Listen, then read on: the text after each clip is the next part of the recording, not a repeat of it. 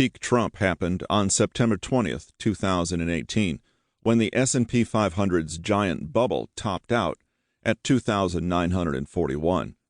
It's been downhill for the market ever since then, and with much more meltdown to go, it means that the Donald, too, is heading for a great big fall.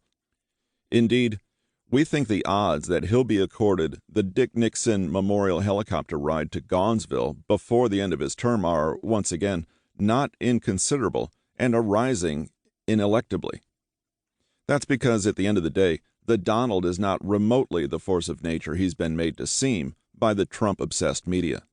To the contrary, he's a political flyweight, megalomaniacal, incompetent, and bile-ridden bully who stumbled into the Oval Office against all odds, and then lucked out a second time by riding high on the final two-year crest of a deeply impaired and unsustainable economic recovery cycle and monumental stock market bubble.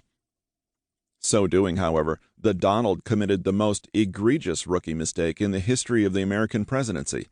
That is, he insouciantly embraced the financial bubble that was destined to crash and took ownership of a struggling, geriatric business cycle expansion that had recession ahead written all over its forehead. Even on purely mechanical, calendarized basis, Trump's embrace of the current economy was sheer folly. By January 2017, the weakest and most artificial business expansion in American history was already 90 months old. It thereby stood barely a year shy of the legendary 1960s guns and butter expansion, 105 months, and it was also just 29 months from the all-time record expansion of the 1990s tech boom, 119 months. But unlike today, the late stages of the 1990s cycle had benefited from immense tailwinds, which implied there was plenty of juice to keep the expansion going. For example, Uncle Sam was running a 2% of GDP budget surplus by the year 2000, which obviated any upward pressure on interest rates or tendency for U.S. Treasury borrowing to squeeze out private investment.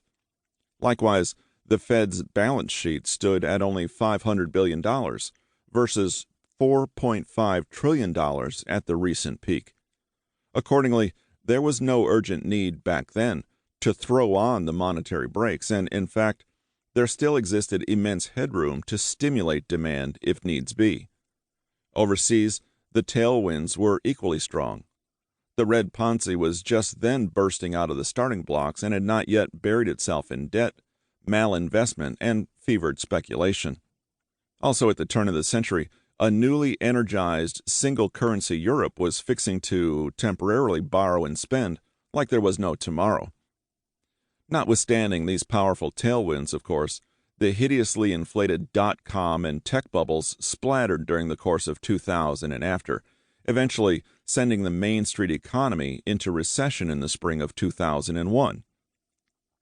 Nor was that abrupt end to the longest business cycle expansion in history a one-off aberration. As we elaborate below, the 83% crash of the NASDAQ 100 during 2000 to 2002, and lesser but still severe declines in the S&P 500 and Russell 2000 small cap index, marked a wholly new trigger sequence for recessions in the age of Fed-driven bubble finance. To keep listening to this audiobook, I've left you a link in the description so you can do it, at no cost thanks to Audible's 30-day free trial.